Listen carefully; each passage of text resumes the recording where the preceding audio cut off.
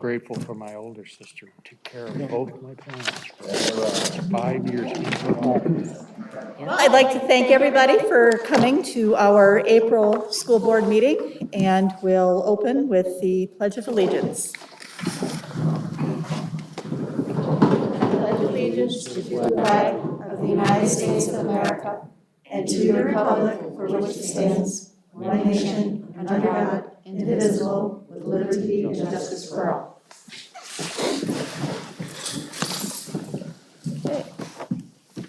Tonight, we are going to have a presentation by Superintendent Zimmerman on our reopening take 2.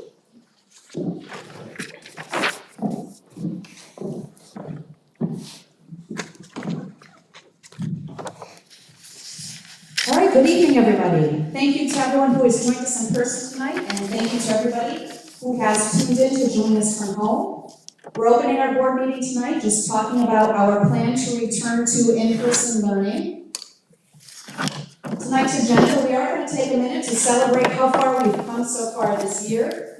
We're going to re-ground ourselves in our collective commitment to our community and to our district. You'll hear about Department of Health updates, which has guided all of our decision-making in this process, how we use community surveys to inform our decision-making, and then we will finally explain what things will look like beginning on Monday, May 3rd. So I would be remiss if I didn't first stop to reflect on the experience that we've had since July 1. When I came in this past summer, all of our efforts this summer were focused on the continued requirements and expectations to prepare us for opening in a less than traditional way this fall. So we were tasked with maintaining our same level of resources, continuing to bring the same high quality instruction without missing a beat in terms of our curriculum delivery and what we provide to our students every day, but in very different ways, in multiple models, which meant changing many of our practices and procedures across the district and trying to communicate that and answer as many questions as we could. And despite all those preparations, we continued to navigate constant changes as the year went on and rolled on. And we did it. But we could not have done it without the entire team here at Delaware Academy. I want to take a minute and make sure that we send a huge shout out to the relentless efforts of our teachers, of our aides, of our bus drivers. I wrote it all down so I wouldn't forget anybody. Our food service personnel, all of our administrative assistants in our offices who fielded so many phone calls for us and communicated with our parents every day. Our supervisors, our administrators, our nurses, who definitely rolled with the punches and had more questions than we could imagine as they came in, our technology department, and all the support that they provided to our teachers to enable us to provide high-quality learning regardless of what platform our kids were learning in. All of our partners at DASH, our partners in Head Start, our coaches who made the impossible happen to bring athletics 3 seasons to our students this year, to our substitute teachers who, despite all odds, committed to us and said, we're going to continue to come in and to help every single day that we're available. And finally, our custodians, our buildings and grounds staff, who as recently as yesterday were still feverishly working to reset our classrooms, who put in overtime like you wouldn't imagine this year, to make sure that any of these changes that we decided to roll out continue to happen seamlessly. So every single person in this district has played a role. Also our students who said, we want to have a voice this year in decision making. And we included them in many different ways. And then finally to the parent volunteers who jumped on our committees, who called with great ideas. We could not have done this without you. And then finally to our Board of Education, who has been behind us 100% of the way to continue to guide and to steer this district as a unit to continue to make sure that things were happening. And here we are again. We're asking for the impossible to happen again. But I know that we can do it, and we're prepared to hit the home stretch this year. Take a look at everything that we've accomplished. We're now planning an in-person graduation. We're planning prom for our students. Our students at this Community Service Day painted a mural. Thank you, Mr. Ralph, for your help and leadership in that. Painted a mural that was designed by a student that was focused on the theme of resilience and on this theme that we will continue to move forward despite the challenges that our school places upon us, that our community places upon us, and that society places upon us. So it's truly been amazing watching things happen here. We're mobilizing our capital project. So despite all this, here we are again, and we're continuing to move forward. Our commitment to you has not changed.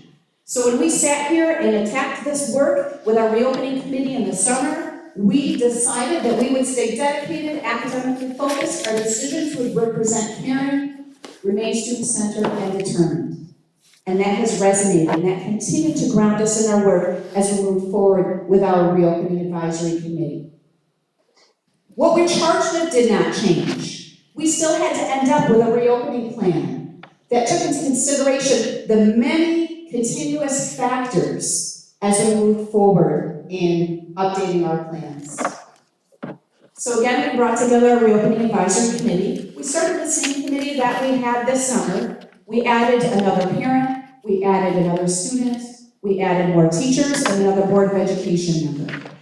And together, we poured through the guidance that was provided to us by the Department of Health and the State Education Department. We also reviewed the survey feedback. Our reopening advisory committee had a printout of all of the narrative comments that our community had provided as well. And we read everyone and considered that as we poured over the many pros and cons of moving toward a reopening for all in person. So just a brief update on what the Department of Health April update provided us, which enabled us to move forward with this plan. What was new this time was an unequivocal communication that districts must prioritize returning all students to in-person instruction, with the caveat that remote-only models must still be offered, even if families don't feel comfortable returning. There was some conversation that it's just if there's a medical reason why, that would be the only condition under which we could continue remote only. But the New York State Department of Health said even for families who aren't ready yet. So we will continue to offer remote only models. The most publicized change with social distancing was reduced from 6 feet to 3 feet in classrooms between students and maintaining a distance of 6 feet between students and adults. And now they have gone a step further to require use of face masks at all times, and I'll provide a little bit of further explanation of that as we move on in the presentation. No changes to the requirements for daily health screenings, to our requirements for hygiene practices and cleaning, continuing to provide high-quality continuity of learning, no changes to standards or meeting the needs of all of our learners. A little more detail on the physical distancing component. Districts can choose now to move to no less than 3 feet between students, as I mentioned before. You can be in closer contact, as long as that continuous contact, it would trigger contact tracing, and it would trigger quarantine if you are in closer contact than that for greater than 15 continuous minutes. 6 feet of distancing continues to be required when eating, drinking, or taking mask breaks. The old requirement of 12 feet of distancing when engaging in these other activities has now been clarified to 6 feet of distancing, singing or playing wind instruments, physical education, or in common areas where there tends to be more clusters of people gathering, still 6 feet. And then there are parameters that I will get into about the metrics revolving around infection and transmission rates. To clarify use of face masks, the district will continue to have those readily available for students or staff who need them, but they can continue to be provided by our families. We have to require face masks except for when we're eating and drinking, when there are teacher-permitted mask breaks, Those mask breaks, even though we are 3 feet in our classrooms, mask breaks are still at 6 feet.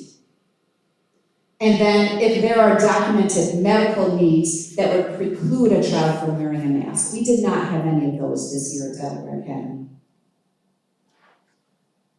So a little bit of background statistics, just so that everybody is aware. We have research studies that show that in-school transmission is rare, even among close contacts, which drove some of the legislation to change to that 3 feet of distancing within classrooms. Since September, we've had 3 cases of infection in faculty and staff and 22 in students. In parentheses, that represents the percentage of the overall population who were diagnosed with COVID this year. A little bit of comparison to all of the districts within our BOCES, our rate of student infection was about the same when we look at student infection rates across the state. Again, when you compare to infection rates outside of schools, transmission within schools is very low. And our infection rate with teachers is below what has been the experience throughout the state. So here's a piece that has changed. These are the metrics for decision-making and implementing our models. So no longer do we have the different colored zones from the Department of Health. They've recategorized this based on some of the recommendation from the CDC that now puts parameters into low, moderate, substantial, and high-risk zones. And this is governed by 2 different metrics. The percentage of positive tests or positivity rates on a 7-day rolling average, and new cases per 100,000 in, again, the past week.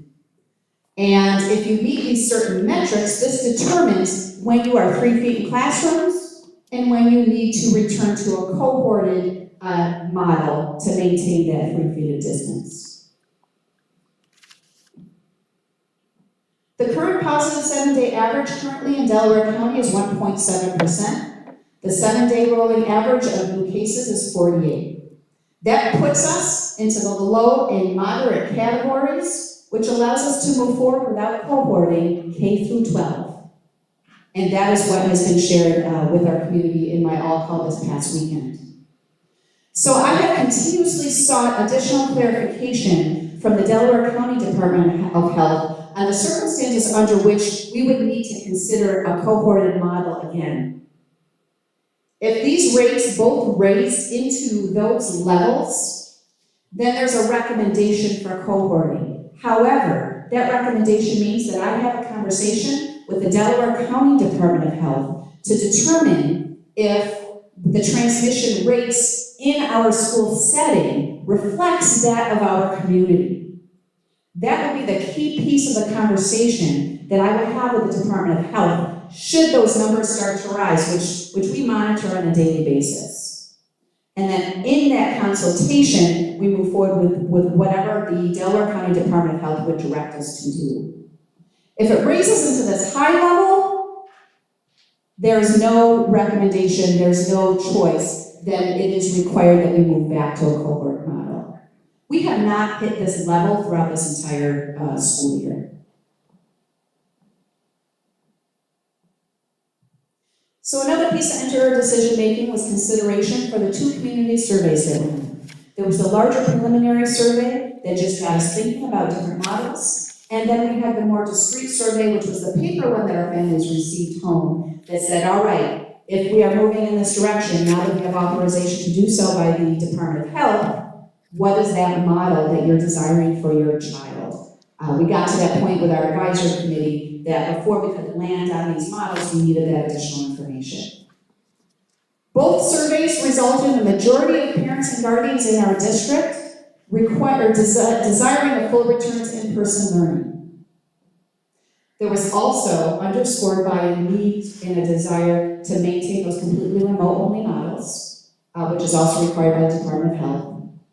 There was also this overwhelming concern of the social-emotional health of our children who are home due to suffering the effects of isolation that this pandemic has brought to our entire society. There were many pros and cons expressed by all stakeholders in our community that were reviewed again and again, and we pushed back on each other. And we had really involved critical conversations evaluating all of those pieces that were expressed. So thank you to everybody who completed those surveys. We truly evaluated and discussed those. So when we landed on the decision and moved forward with this desire to move toward in-person learning, we talked about opportunities. We also talked about continued sacrifices and risks that meant to us. Opportunities were to provide an opportunity to safely reunite students with their peers. A chance to reestablish that classroom culture, to get closer to that sense of normalcy, which we would not need to then do to the same degree in the fall. Opportunity for increased face-to-face time in person with teachers. Now, this is in no way to disregard the fact that our remote-only teachers did an amazing job this year to bring true face-to-face instruction to our students. I know there have been some comments that I've seen either on social media or that just have floated to me in any way, shape, or form that has suggested that people are excited to come back, but comments about, well, finally my kids will be able to learn again. Please do not be mistaken that Delaware Academy did a phenomenal job, even in our remote-only platforms. And our students experienced success, and our data showed that. So again, this increased face-to-face time is in no way to diminish the awesome work that our teachers brought to our students in remote platforms. And again, an opportunity now to start preparing our students for that full return in the fall, which I fully expect will happen. It doesn't come without sacrifices. This shift, we wanted to be transparent and share with you. These were some of the sacrifices and risks that we also discussed. I will get into details regarding parameters for quarantine if there are positive cases. Those parameters have not changed. So yes, there's an increased chance that if students are closer together in classrooms, that more students would be identified for mandatory quarantine should there be a positive case. Due to some of the new procedures that we had to put into place, it will result in the potential for some lost instructional time. There will be mealtime changes, particularly at the elementary level.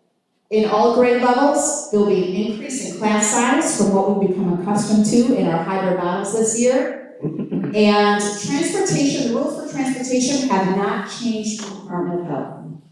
And I'll get into that in more detail in a minute. So there will be limited flexibility in those daily requested changes for transportation. Our priorities were clear. New York State Department of Health, Delaware County Public Health are clear in their communications that districts must prioritize return to in-person learning. But in order to do that, we also committed to creating a model that would provide minimal disruption to master schedules in both buildings and minimal disruption to student-teacher relationships that had already been built. So in other words, we tried to minimize as much as we could the need to change a child and their teacher, particularly at the elementary level. So at this point, I'm going to invite Mrs. Mabel to come up to the stage and join us so that she can describe to everybody where we've landed and what this will look like in the elementary school.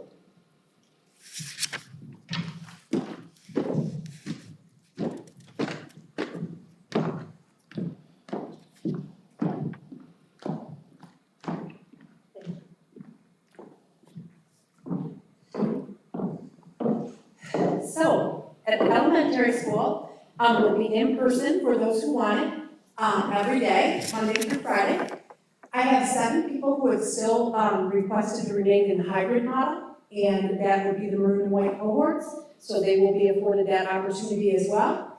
And I have 44 students who still want to be in the Bulldog Gray cohort, remote only, and they will be remaining in that model as well.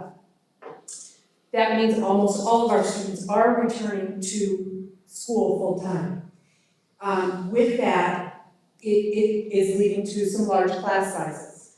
We felt it was very important to try and minimize any change to the teacher as possible. And we have one teacher per grade level still remaining as that remote specialist, because I do have a number of students at each grade level that require that. It maintains all of our specials in our physical education.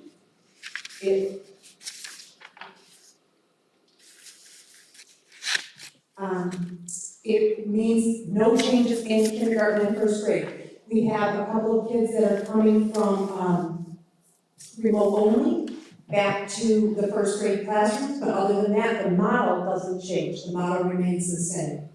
The class sizes are between 20 and 24 in grades 2 through 5. Desks are physically distanced at 3 feet between students, 6 feet between students and teachers. And we have a model for lunchtime where the students are going to, in grades 4 and 5, will walk to the middle school cafeteria to have their lunch so that they can be 6 feet apart. And then we will split our grades 2 and 3 and have half of them go to the 4 or 5 wing and have their lunch, and half of them remain in the rooms in the 2nd and 3rd grade wing and have their lunch, so that they are also spread 6 feet apart. That was the changes that we needed to make to the lunch schedule. There's adjustments to other schedules in moving those lunches and being able to, that was a huge hurdle, is to have them eat 6 feet apart. So in order to do that, then we had to make some adjustments to schedules, and those adjustments hit every area, whether it's math, ELA, special education, related services. And we're doing our best to get those rescheduled and situated so that there's minimal loss to our students.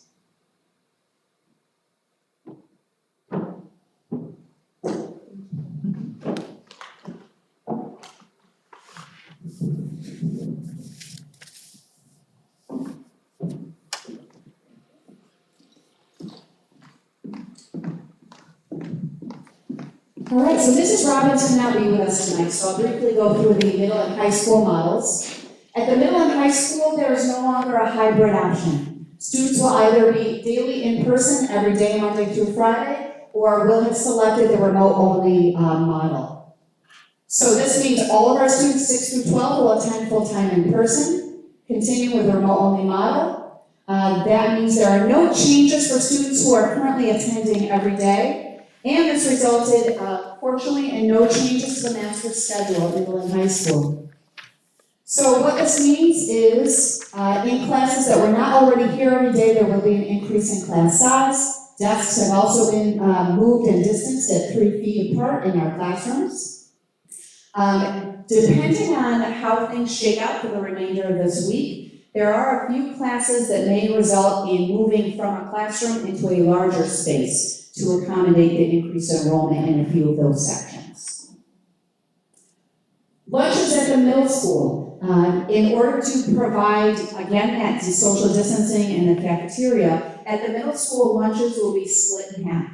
We've already been doing this to a certain degree for some classes in the middle school, but now this will be the practice 6 through 8, where students will have half the class with 20 minutes for their lunch, and then the other 20 minutes will be an opportunity for physical activity in the gym. And then they will switch, again, to maintain that distancing with, of course, cleaning of those surfaces and spaces in between.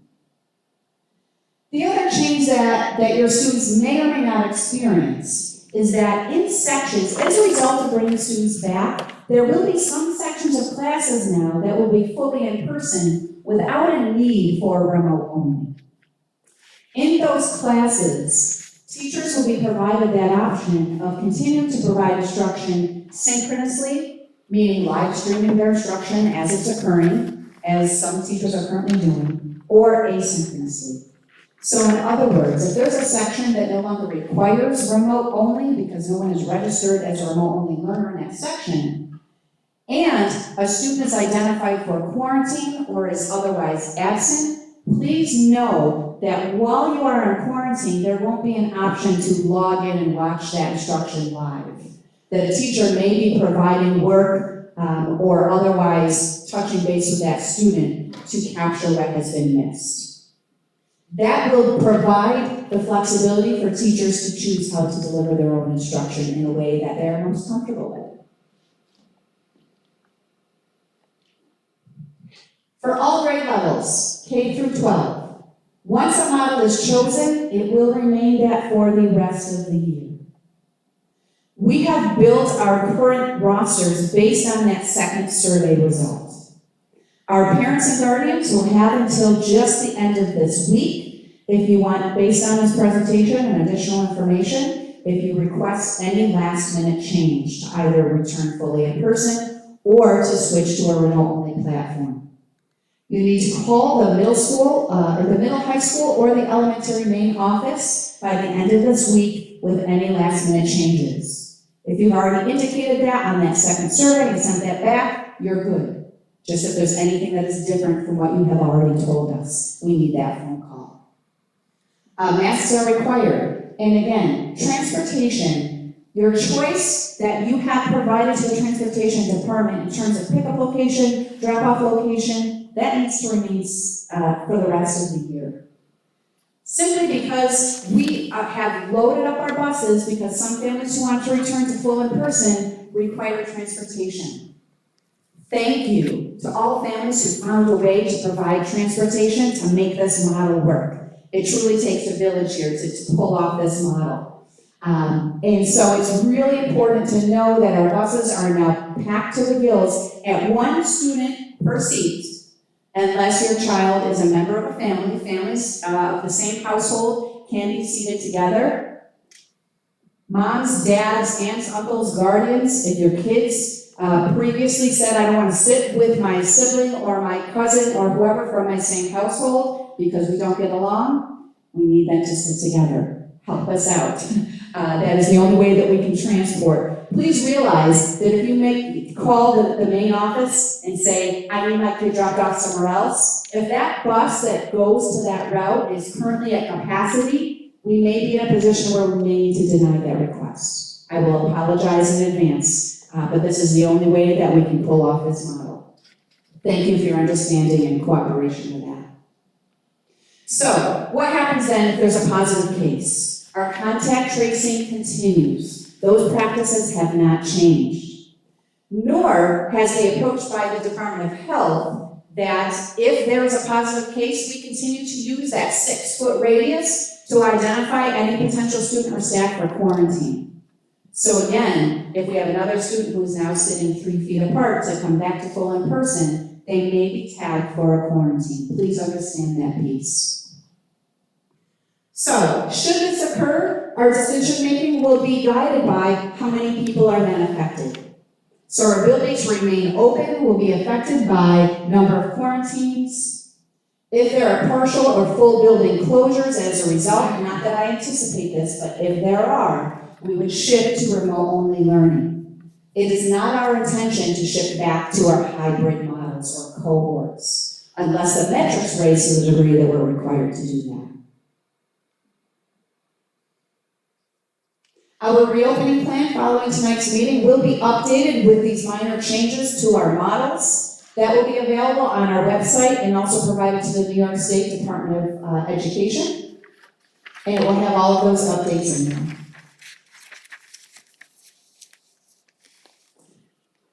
At this point, I want to invite Elisa Boyer to the stage.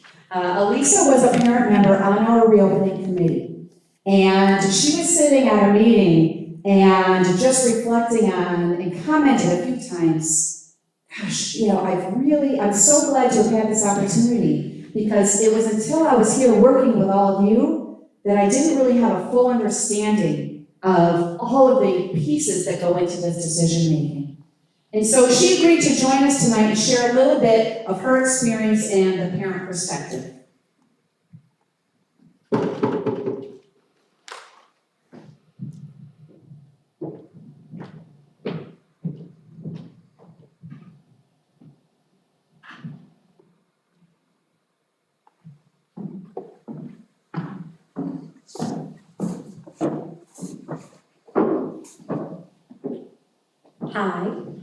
Hi everyone. So my name is Elisa Boyer, And I have a second grader here at DA. And so I came into the process very kind of one-sided, very gung-ho, like, we're gonna get the school open no matter what, you know, like me and my husband would give each other like a chest bump on the way out the door, I really wanted to advocate for Lila. Lila happens to be kind of this hyper-social kid, you know, really wanting to get back into in-person learning. Then I'm sitting in the meeting and you hear the nuance and the delicate logistics and how one thing kind of layers on top of the other, how this whole kind of well-oiled machine works, and to just have the kind of one-sided idea of open no matter what, just it couldn't exist anymore for me. So during the process, I sat there and I'm like, okay, this is way more detailed than so much I think maybe the community might be aware. Maybe they are, maybe they're not. I'm not accusing anybody, but for me personally, it was very eye-opening. So that kind of relates into then my struggle, because whether your kid is a, you know, amazing hybrid learner, or, you know, they do better in person or they do better remote, you cannot really argue when you see how the hybrid model's working here at DA. It's a great plan. And I struggled with that because here I'm thinking, you know, in person, but my kid, she's learning, she's growing, she's more independent than she would have been had she not had this experience. She has some other stuff that's just, you know, our dynamic. Do I want to be her little home teacher? No, we butt heads. So, but you know, we have to, as parents, take responsibility for the pieces. You know, the school, you guys have provided a really good model.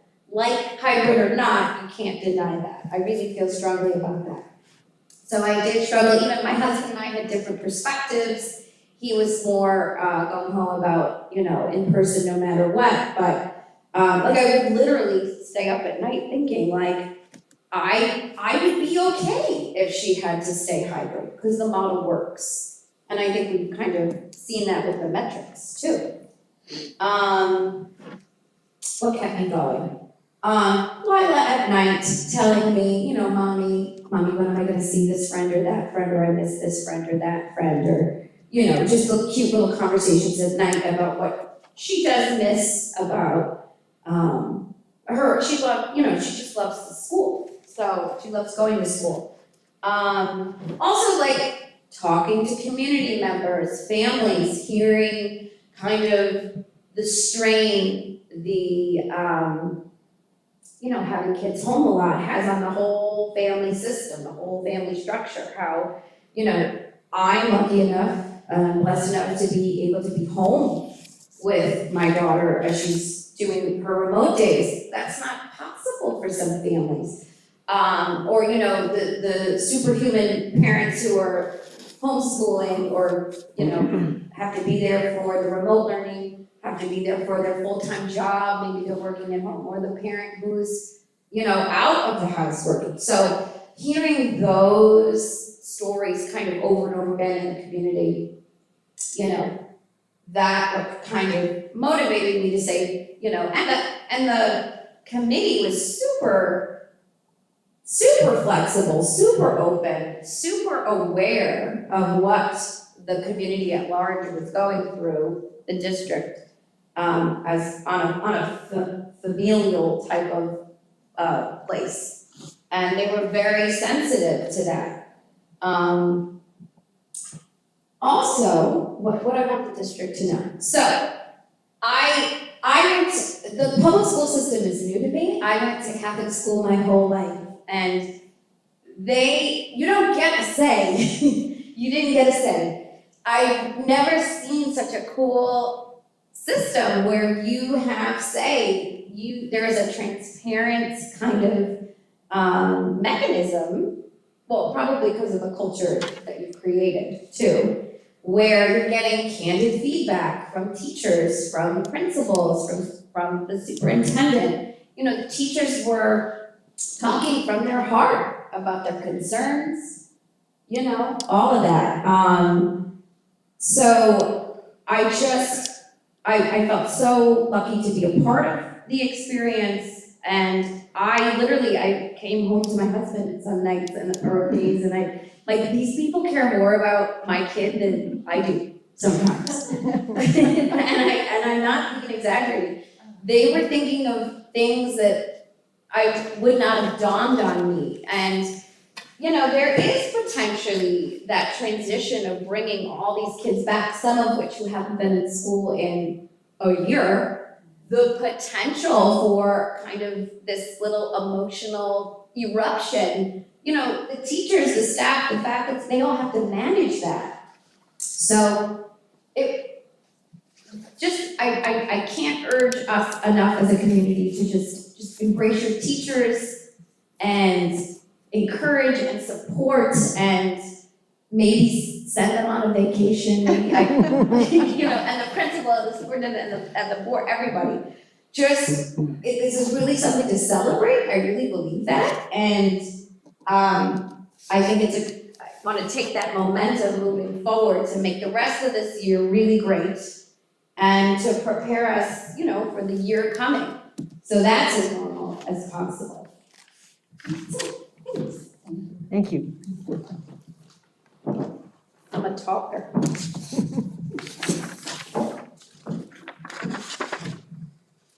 was told it was allowed. Oh, well, it's allowed for me. I know it's not allowed. So. I can just do that. Okay. Thank you.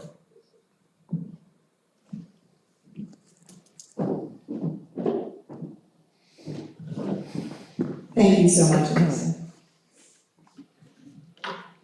Finally, in preparation for tonight, for this presentation, you've seen me up here a number of times. You've heard a number of these presentations. So I extracted a few of them in just reflecting again on our journey and looked at some of the comments that our students and our teachers had back in our presentation at 10 weeks in November. And just hearing kind of, even at 10 weeks in the beginning part of this journey, some of the despair that we heard in the voices of our students. Our teachers who were admittedly struggling, but finding a way at the same time to make it work. But being transparent and being honest with that struggle so we could support one another. And this is what continued to drive us to move forward. There's one thing that I feel I've communicated clearly, that if and when we are permitted to do so, our students need to be in person and in our schools. And they need to be in the loving arms of our teachers and our staff. But we will not move forward until Department of Health allows us and provides parameters to do that. Well, guess what? Here we are. And despite all of these considerations, we are positioned to continue to move forward and bring all of our students home.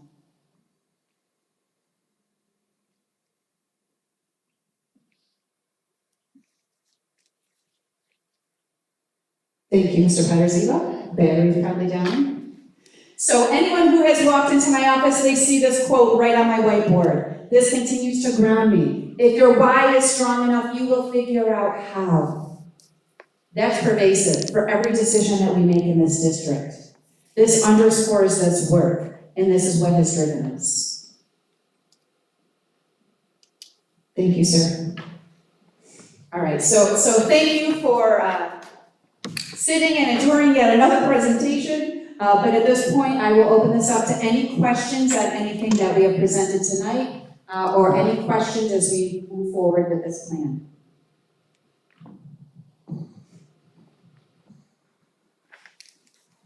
I didn't see anything come in on the online side yet.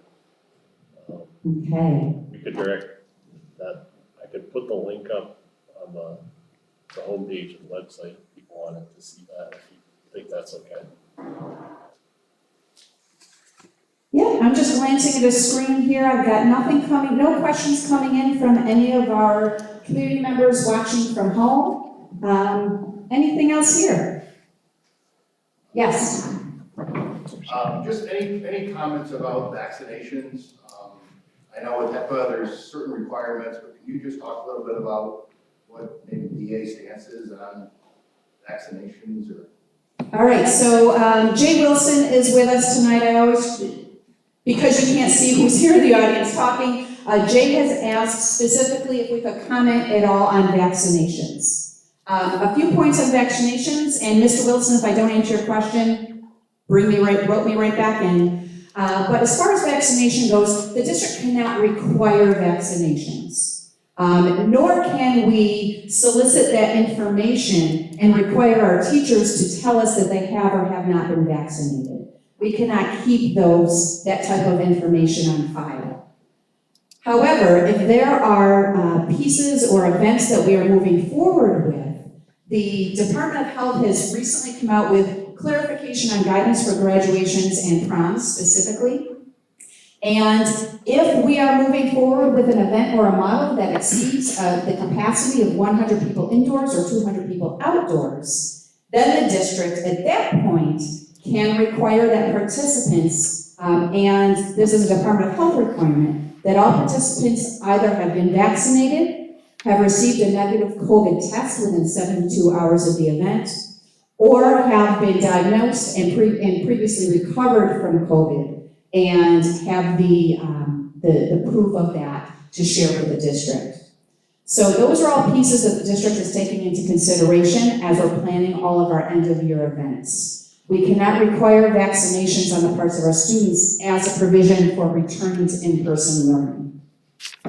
Did I hit that? All right. I got a thumbs up from Mr. Wilson, so thank you. Any other questions? Again, I'll reiterate, any last-minute changes based on this information that's presented tonight, please call the main office to which in the building to which your child attends. And if you have any other questions that pop up in the meantime, feel free to email me directly. Feel free to email Mrs. Mabel, Mrs. Robbins, and we'll do our best to respond to your questions. So thank you. Will be read. The board will not respond to the comments and questions during the meeting, but may refer to the appropriate administration to follow up with the individual submitting the comment. Do you have any comments, Sue?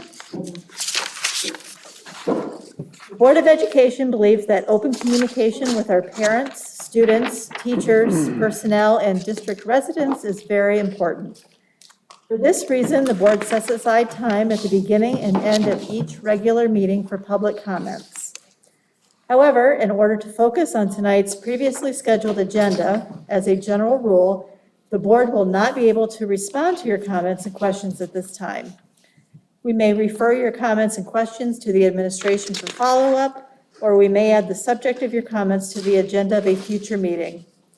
Either way, please be assured that we welcome and take your comments very seriously. The board asks each person to limit comments to not more than 2 minutes. In order for the district clerk to maintain accurate records of the meeting, each individual is requested to state his or her name and address. Do we have any public comments? Okay, thank you. At this time, the board has a resolution to support our return to in-person learning. We felt that it was very important as a board to show our support for the district and the direction in which we're moving. So we have a resolution that resolved the Board of Education at Delaware Academy Central School District at Delhi supports a return to in-person learning at the maximum level allowable by and in accordance with New York State Department of Health, New York State Education Department, and local regulations. The board requests that the administration continue to move forward with implementation of plans in support of this objective within the earliest possible time frame. And we're going to do this as a roll call. Okay, do you need? So moved. First, And a second? Second. Thank you. Seth and James, is that? Sean, Oh, Sean, I'm Sean. sorry. Any discussion? Okay. Roll call. Motion is, Tammy, yes. Seth, Yes. Sean, Yes. Lucy, Yes. and James? Yes. Thank you. Okay. Thank you, Sue. You're welcome. Routine matters. A through D are all meeting minutes. And so if there's no objections, I would like to approve them as one motion. So moved. Lucy, and a second? I'll second. James, any questions or comments? Okay, and the motion is carried. Want us to vote? All in favor? Pardon me? Want us to vote? Oh, no, it's not. No, not all those, no. Huh? Okay.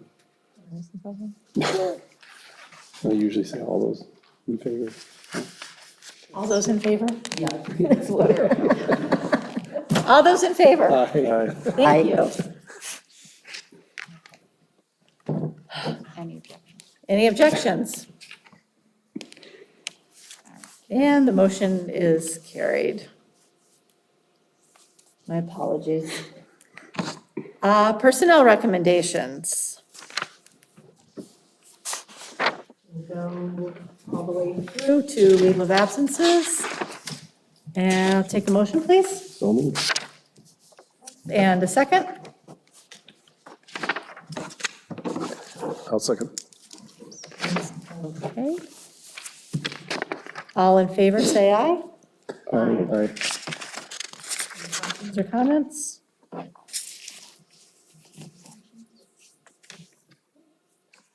Motion is carried. Financial reports. Like a motion, please, to accept and approve the financial reports. So moved. And a second, please. I'll second. Lucy, thank you. Any questions or comments? I do have a question. In reading the financial reports, I noticed that there were checks made by teachers, I'm sure, to the health system. What happens when a teacher might not finish out the year of the check for the health, that they might pass away? What happens? Do they reimburse? Did you say if they pass it? You They talking die. Retiree, Yeah, then they would be refunded. okay. Yes. I was wondering about that. Thank you. Okay, any other questions or comments? Just to clarify, that would be at the prorated amount Sure. of time. Okay, all in favor, say aye. Aye. Nays? Yeah, that's a good point. We have no CSE recommendations for April. So we'll move on to our principals' reports. Mrs. Fable? I believe that mic right there is probably on. But I may turn it on.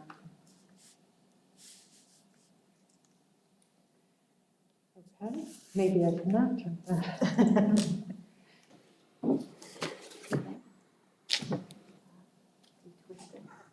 You may need to come up to our stage then.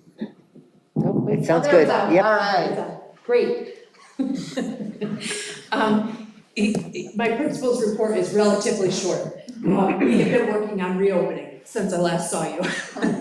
That's pretty much it. Although we did have 3-8 testing in there too, so we've had to do some ELA testing and, makeups for kids who are absent and all of that type of thing.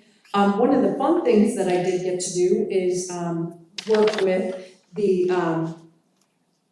librarian, Mrs. Oliver, and Kelly and Carrie and some of our construction people, and look at finishes for the library. So that was a lot of fun. And I'm excited for it to get going and be done.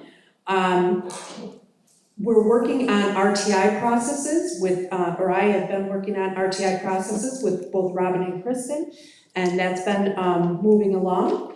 And of course, continuing observations. So that's been my month in a nutshell. Any questions? Questions for Julie? Thank you. Thank you. Jeff isn't here.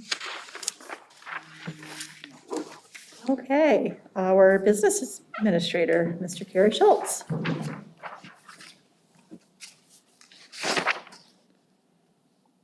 We get to struggle with the same thing, Mr. Schultz. I think with the top, Mary, twist the top.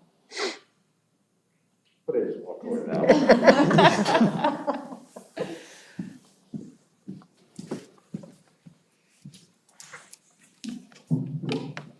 Thanks, Julie. Julie had stated she wants the construction projects to be done, strap in, long ways to go. So I will speak on behalf of the business office, and then David CCO is not here tonight, so I will kind of hit on that a little bit as far as the capital project goes. Spoke with David this afternoon. His crew has been amazing in trying to reset this entire school. Not only did they take it apart, they put it back together, so I commend them. He's probably about 98% done at this point. That 2% is basically just waiting to see any students that are coming back that haven't responded yet, or those that are gonna change and not come back. So I commend his team for doing that. In the meantime, they are in the middle of replacing 2 hot water heaters in the middle school, high school. We have 2 more coming for the elementary, so they're taking care of that right now, next 2 days or so. We're gonna do some work on the tennis courts. And as far as the capital project goes, we are set, or at least tentatively set, to possibly pour the floor in the kitchen next week. We're gonna wait and see if we can do that in the afternoon after dismissal, to ensure that the noise levels are down, especially with the first week being back full board. So we'll take care of that. Library, we did pick the finishes and finalize those with the design team from Highland Associates. The crawl space continues to be a little slower than anticipated. We've got some changes that we're looking at, or some different options that the district needs to review before we can keep moving with that. No, there's still no danger to any students or staff. It's just they're looking at a possibly different approach than what was originally estimated. So we'll make sure the capital project committee team looks at that, and the board also, before we make the final decision. We also have the bathrooms. We've had 4 bathrooms renovated, not renovated, but at least demoed in this building. They are hopefully done with demo. They didn't sound like it, was it yesterday? And so we're pretty close to being finalized with that. They've been abated, and that was done over the holiday break, so. Let's see, budget. You all know we have a budget to put to the voters. That will happen on the 18th, for instance, right? May 18th. And then May 10th, we will be a week from to this next Monday, we will be back in here for the budget hearing. So not much change as far as any kind of changes to the budget itself, but I will say that we are still trying to chip away at what the rescue plan funding is for this district. We know that the amount is about $1.85 million, and that is for a 3-year span. They're hoping to push that through a 4th year. Right now, the only guidance that we have is that there may be a requirement that we spend at least 12.5% of that $1.85 million within next year. So we can easily do that. We will shift some funding from general funding to federal and take care of that. But at this point, when we built the budget, we did not build that in there. We didn't need it. We had plenty, and actually we saw an increase in foundation aid. enough to fund the initiatives that we talked about and the contractual increases year by year. So we can easily do that. If we're forced to do it, believe me, we can find a way. But from there, we're hoping that the state continues to see tax revenue in a lot better than what they originally anticipated. That is, of course, we talked about that in the budget sessions about being that the building those safety nets. We have plenty of reserves and the stimulus funding coming through. So as we know more, we'll pass it along to the board, but it's very gray. And that came from the National Association of School Business Officials, even as of yesterday. Very, very gray on the details on how that money is to be spent. They're waiting from the federal government down to the state to dictate that.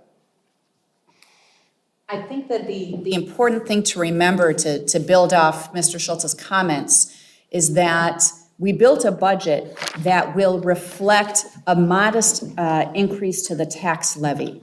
We're looking at 1.5%. Details on that will be coming to the community in our annual budget newsletter.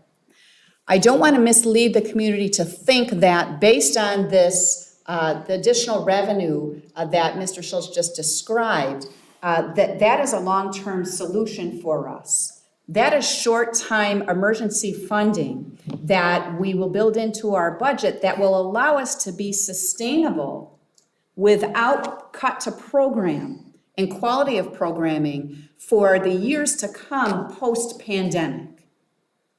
So I know it may be easy for some people to think 1.8 million, that's great. I won't see any increase in my taxes for years to come. I want to caution you in thinking about that because the district is responsibly allocating that so that once those funds drop off 3, 4, 5 years out, that we will have responsibly allocated those to sustain us, to maintain our current levels of programming for years to come, 10 years out, 15 years out. More detail on that will come once we get more detail on the minutia from the state and federal government. Yep, and thank you for clarifying that. That's basically what I was going to say, so I guess I'm done. Any questions? I did not mean to cut you off, sir. I thought you were really done. appreciate it. No, I you heard a have no pause. Any questions? We bounce off each other all the time, guys. All good? Thank you. Thank you. Thank you, Carrie. Mrs. Miller. I'm so sorry. Okay.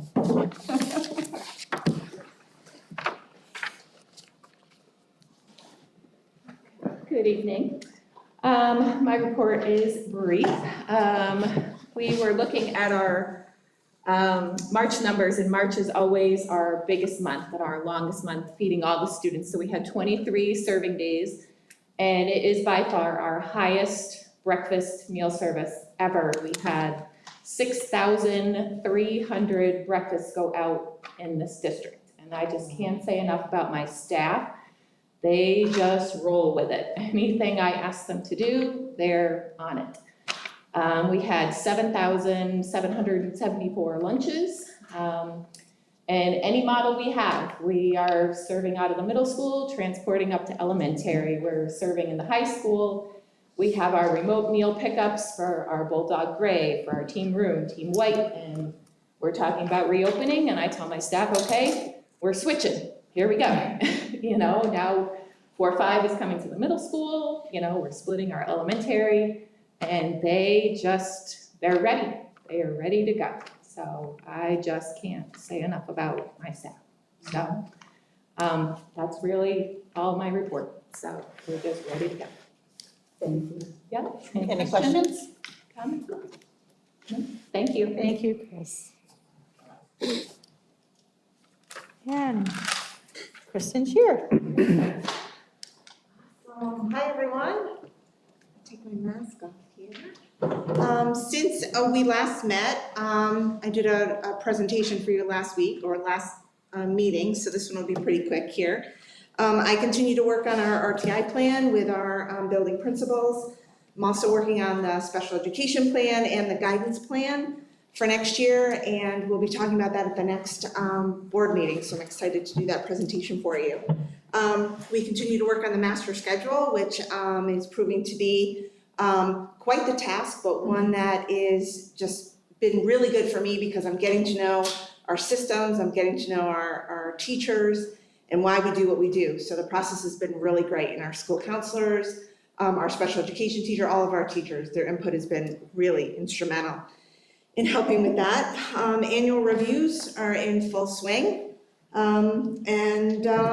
We have fulfilled all the documentation for our Medicaid audit, and we'll get some information back. I meet with State Ed on March 20th, and I'm really confident in our data. So we'll talk about that, I guess, next time. And then in our spare time, my office continues to participate in professional development for our staff, build systems, and grow as a team. So good stuff is happening in special education and student services. Any questions? We're full of energy. Thank you. Luke?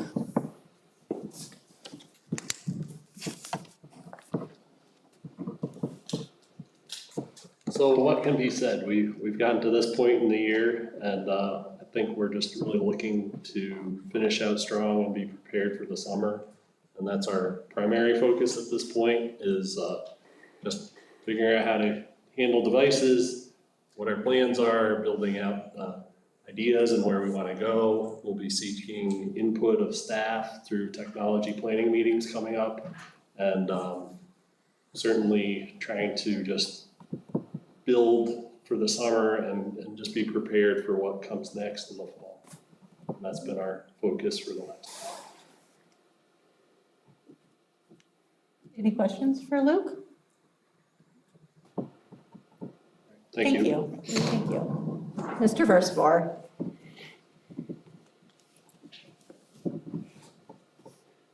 Good evening. Like everybody else with the changing and things happening here, my staff has been working diligently. We've been working on new lists and new, some routing changes and building seating charts and so forth to accommodate.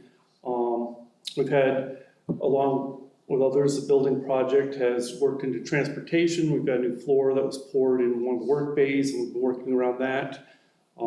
It's gonna make things a lot smoother and a lot nicer there. The spring bus drills were completed. We're doing continuous driver testing and training, as always, in evaluations. Fall sports went well, and now we're into the spring sports and have schedules and rosters that we're fulfilling there. Continuing to do the backpack deliveries, and on April 22nd, we participated, and the Delaware County Sheriff's Department participated with Operation Safe Stop, and we had a few of our buses tailed and participating in that project. Any questions? Thank you. And superintendent's report. I have nothing more. I think you've heard plenty from me tonight. Okay. We will move on to board committee reports. Our athletic committee. Do you have anything that you would like to report? I think we have a meeting coming up, and we haven't had one. Yeah, we've not had one since Since the our- last. right, Lucy? That's correct. Okay. Okay. Board liaison committee.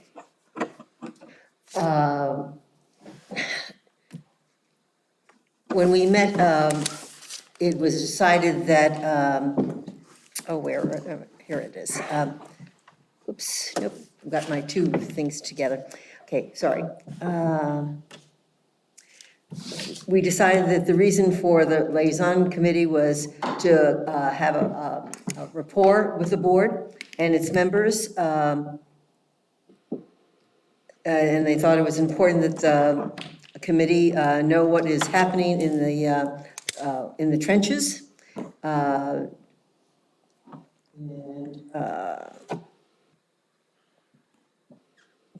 And I think we're headed in a good direction. We had a new member of Mrs. Zimmerman be at the meeting. I think it was very helpful. And I think we plan on meeting again. But nothing other than establishing why we were meeting. Sean, do you have anything to add? No. Okay. Capital Project Committee. You can start, I'll add if you want me to. So we just met yesterday. We did discuss the various things that are ongoing with the current project. Which Mr. Schultz provided some insight on. Let's see.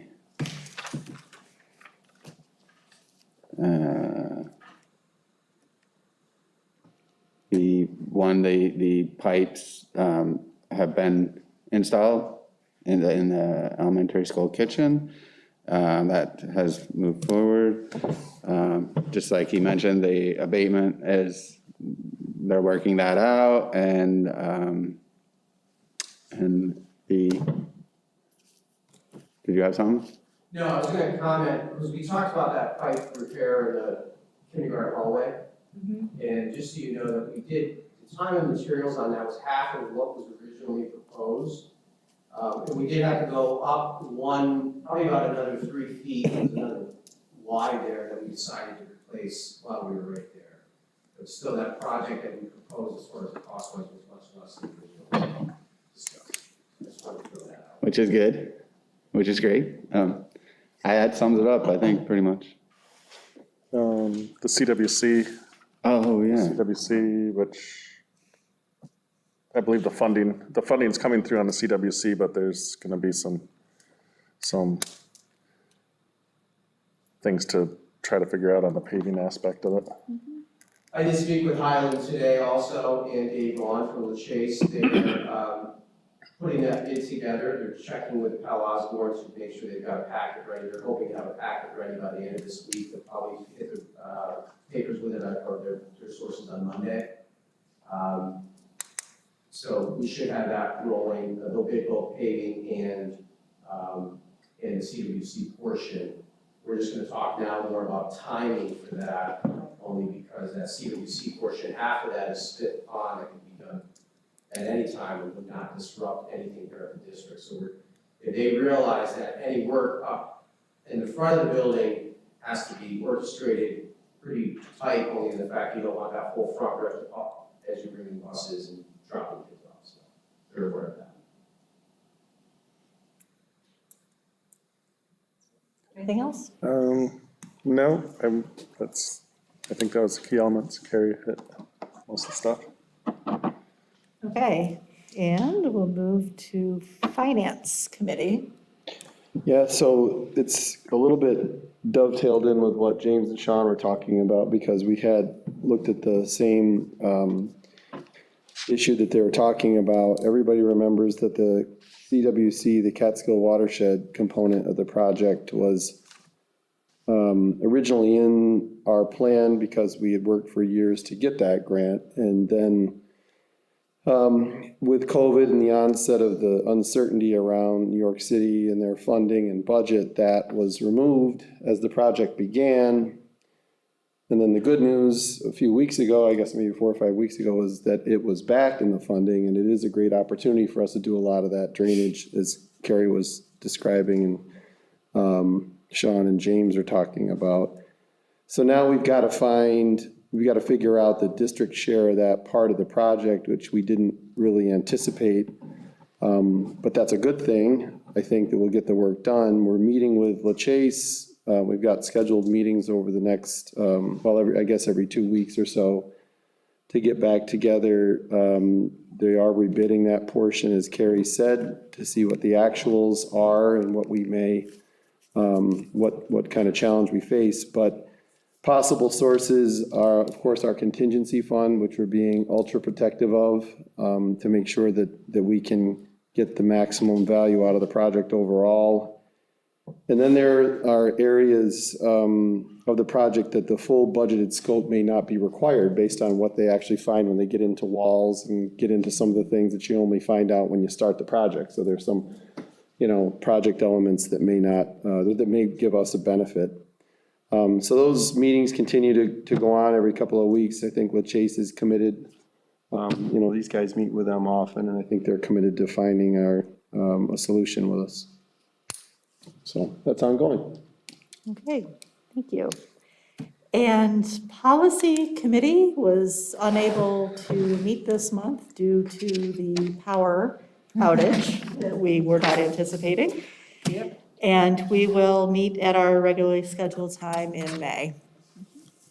Tammy, we had a technology committee meeting too. Oh. We could. Okay. Yeah, so James and I and Luke and Kelly had a technology committee meeting, and it was it was a good meeting. Luke brought in a replacement plan for student devices that showed how devices rotate in and off and through grade levels and what approximate costs were and quantities and numbers.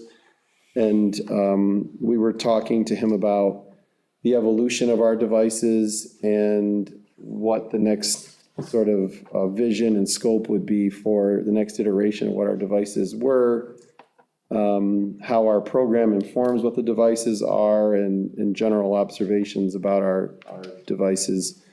We have the Smart Schools money to look at and how we use that and want to allocate that and make recommendations around that, which will be an ongoing topic.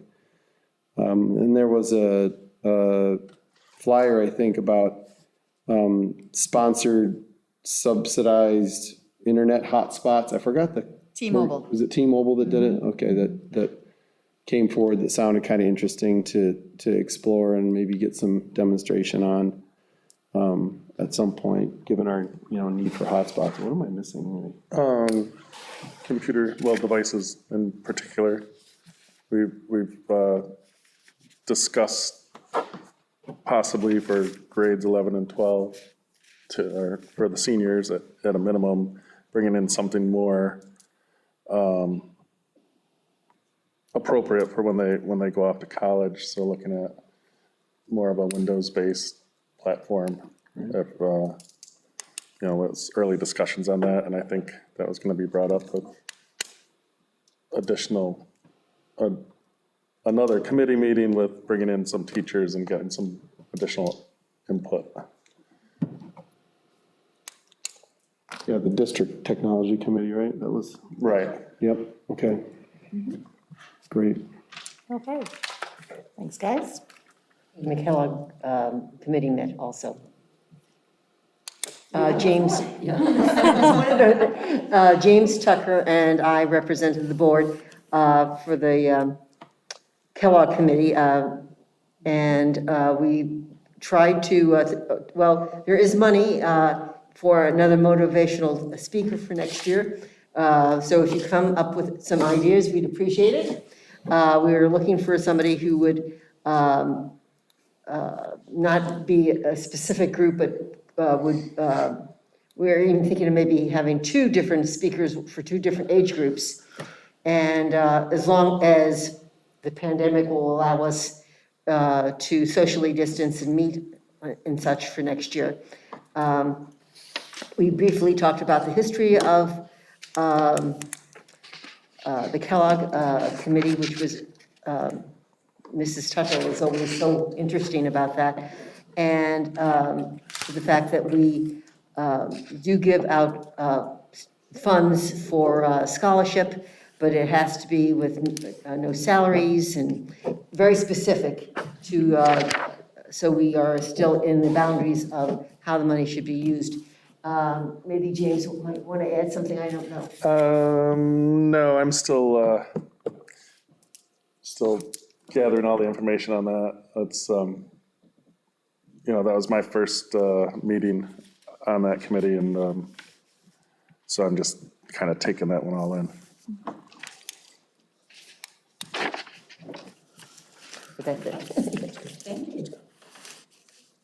I believe that covers all of our committee meetings. We have been meeting a lot.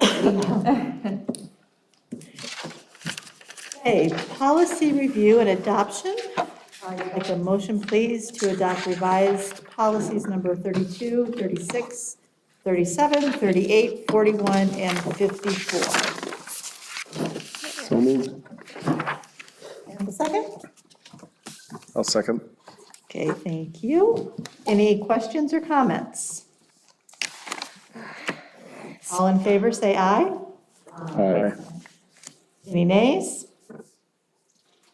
The motion is carried.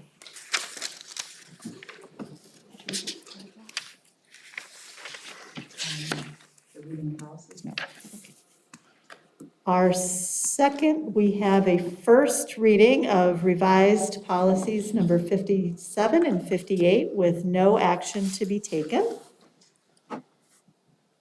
And we have no old business, so we will move on to new business. We have a resolution to vote on DCMO BOCES administrative budgets. Board of so the Delaware Academy Central School District at Delhi Board of Education.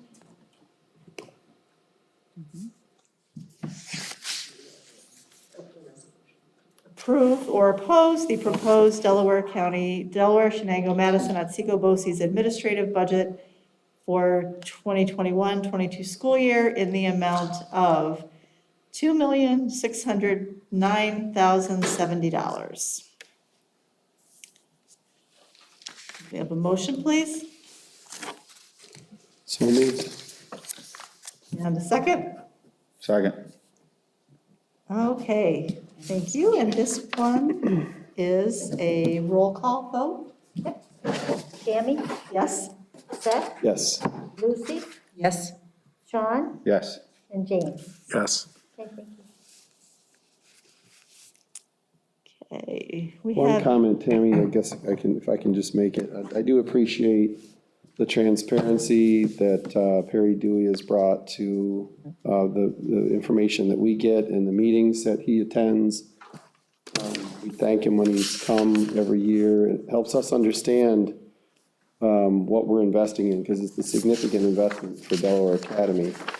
There were many years, we didn't approve the BOCES budget, and we were the only district that didn't, because we felt that the costs were increasing, especially administratively, in a much greater pace than our costs were. And it was at a time where there weren't a lot of extra funds around, and that's been controlled significantly, and I appreciate that, and I think that's, reflective of his hard work there. So just want to acknowledge that. it is, thank you. He has provided us his vision, and he's given updates, and true to his word, he has moved steadily in the direction of his vision with full transparency, and I think we all very much appreciate that.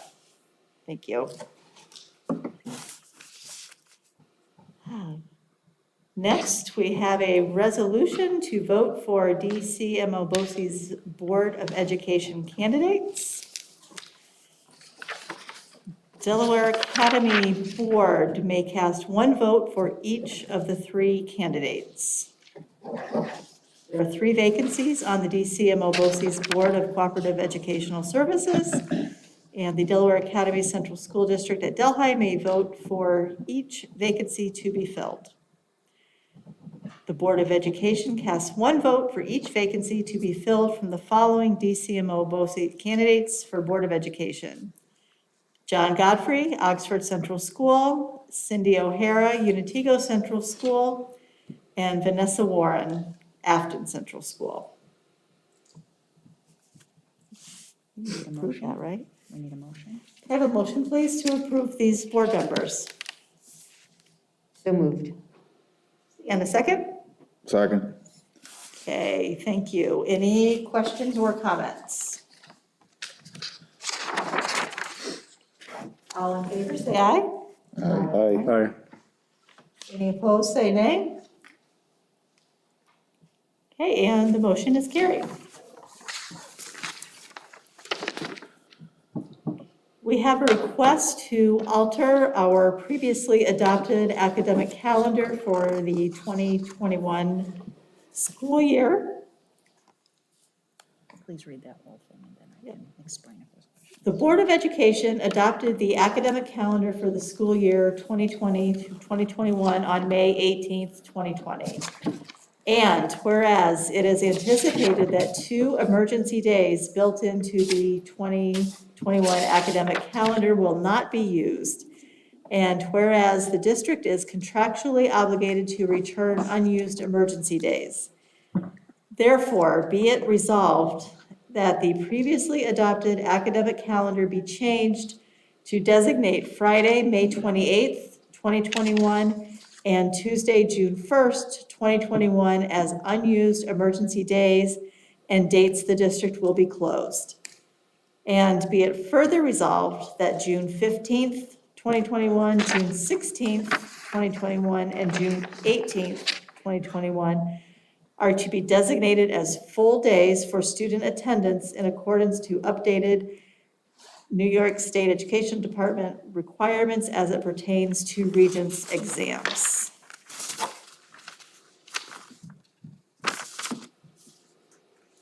Need a motion. Have a motion, please, to accept the new calendar. So moved. And a second? Second. Any questions or comments? So this means that instead of Regents on the 15th, 16th, and 18th, Instruction. we'll have instruction those days. That is correct. So when the New York State Board of Regents opted to only administer 4 Regents exams, those are the Algebra, the English 11, Living Environment, and Earth Science, and a 5th, which is the Foreign Language exam. That left other days that were previously designated as exam days now need to revert back to full instruction days. So this is a requirement from NYSED. So on the dates that are listed here, the 15th, 16th, and 18th were previously designated for other exams that are not being offered this year. So those days have to revert to full days of student attendance. And they were counted as school days previously? They were. You can count it as a day of attendance only when you are administering a Regents exam. I see. And now Okay. we won't be administering So you exams have on to those be- days, okay. so they have to be days of student attendance. Got it. And it does require board action because the calendar as it currently exists reflects those as days off for students because of Regents exams. It does not affect the elementary building or 6th grade. Okay, any other questions or comments? All in favor, say aye. Aye. Any nays? Okay, the motion is carried. Tim, I'm gonna go.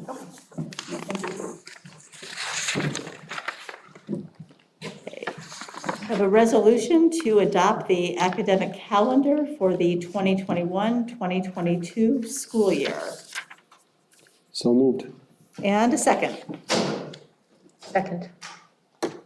Thank you. Any questions or comments?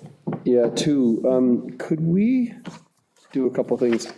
Could we make a note on here when, I think most know when our graduation is, but I think it's June 25th. Just from a, could we put a box around it or something, just to have that, for somebody that may pull this up wondering when we do our commencement? That, and so, and also I guess the only color code on here that isn't called out is the blue, and those are district holidays, right? I think. Blue is testing. Testing, or Yellow is the holiday. yellow is a holiday, okay, what am I looking at here? Oh, all right, yeah, so could we just, Designation in the key for the blue, right? yeah, maybe have the blue as a testing?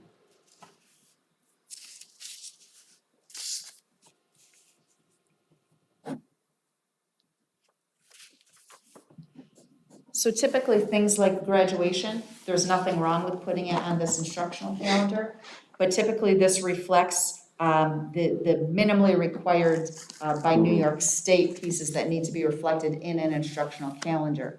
And days such as graduation or other events within the school year typically fall on that district calendar, which in this current school year was not published for 2021, just because everything was so up in the air with COVID. not knowing if or when we would be able to hold those. So there is full intent that that will be republished for 21-22, where the graduation would be indicated. But there's nothing wrong with indicating that on this as well. So Yeah, we I mean, can it says certainly school do that. calendar on the top, that's what I, so Yep, that'd be great. you got it. Okay. Any other questions or comments? The only other piece that I just want to bring to people's attention is that this calendar does veer just a little bit from the BOCES instructional calendar. So districts across the region, when we're developing calendars, start with the BOCES instructional calendar, which does not recognize a full week at February break. We met with a committee of stakeholders in our district to co-develop a recommendation to the board for this calendar, which does designate a February break. For our students, we understand that that could present a conflict for our students who attend BOCES programs. But the district is positioned to ensure that students who, we cannot require that they continue to attend BOCES if our district is off. But if they wish to do that, that we will still find a way to enable them to be able to participate that week if they choose to do so. Other districts do something very similar. It's not uncommon for that, but in full transparency, I just want to bring that to everybody's attention. Okay, all in favor, say aye. Aye. Any nays? Okay, and the motion is carried. Thank you. Okay, we have a resolution to approve a transportation request. The board approves or denies a request to provide transportation of a student residing in the Delaware Academy School District who will be attending the Otsego Christian Academy in Otsego, New York for the 2021-2022 school year. Transportation is requested from the student's home on Jackson Hill Road, Treadwell, to the Otsego Christian Academy, 353 Main Street, Otsego, New York. And I believe this is something that we have to do, correct? This is a requirement, yes. We've checked the radius and the distance, and we do. Okay, have a motion, please? So moved. And a second. Second. Thank you. Any questions or comments? So we are paying for this. That is because- correct. Because it's mandated by law. That's correct.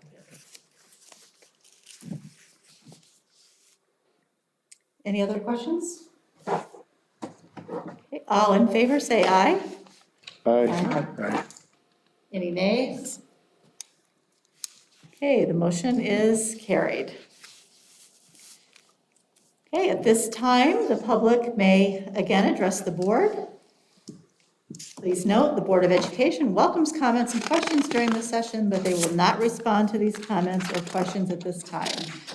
Items or issues you wish the board to consider for action or discussion may be placed on the board agenda by contacting the district clerk or superintendent 1 week prior to the board meeting. Do we have any public comments? Okay. We will take board comments at this time. Start with Mrs. Kelly.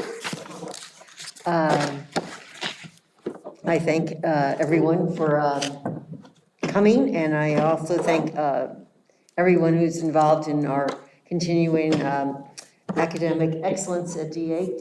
And I did want to bring up, and maybe you could help me, I'm terrible on dates. When is the time capsule for DA going to be opened? It's I believe that is May 8th. That is in conjunction, I'll confirm that in just a second here. That is in conjunction with the Village of Delhi's year-long bicentennial events. And that will be occurring right in the town square. It is on Saturday, May 8th. Right now, the final time is to be determined. You're saying like 1 to 3 perhaps, I thought in my mind. Sometime in the afternoon, yes. And right now, as long as we are following all of our guidelines for public gatherings outdoors in that manner, we're trying to plan some really family-focused, family-oriented events. so that this can truly be shared with our entire community and with our families. Thank you. That's it. Okay, Mr. Hay? Thanks for all the hard work that went into the reopening plan. I know there's so much more than meets the eye. I think it was well said by our guest, and, but not to be underestimated how hard it was to do, because we're close to the end. But it's the right thing to do to come back, and I appreciate all the commitments that you guys have put forth to get it done. So thank you. We have many members of that committee here in the audience. Do you mind if we recognize them? Well, let's do it, Oh, yeah. please. Can you please stand if you are part of this reopening committee? Please. I think it's just almost everybody in here, right?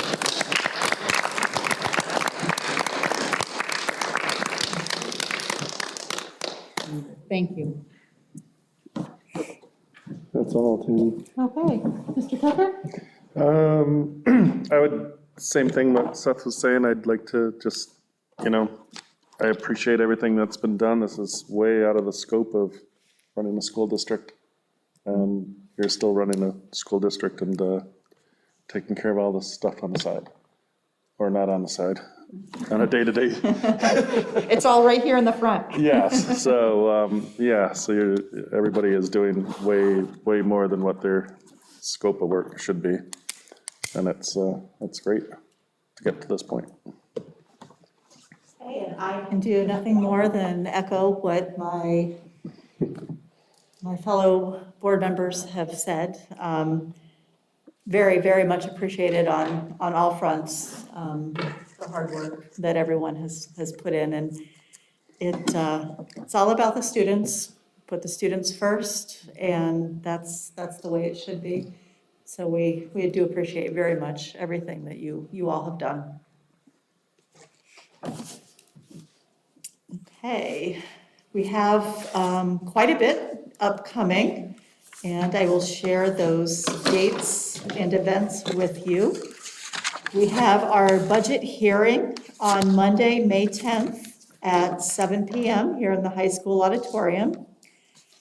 And prior to that, at 6:30, the Speech and Debate Club will host a Meet the Candidates forum. And there's 3 candidates running for 2 board seats: Lauren Reba, Jay Wilson, and Tammy Newman. So we hope that you will all join us on Monday, May 10th. On Tuesday, May 18th, we have our annual budget vote and Board of Education elections. It is in-person voting in the middle school building, first floor between the gym and the agricultural classroom from noon to 8. And there will be signs posted to guide the public to the voting location. Could I provide a note of clarification? Sure. On that?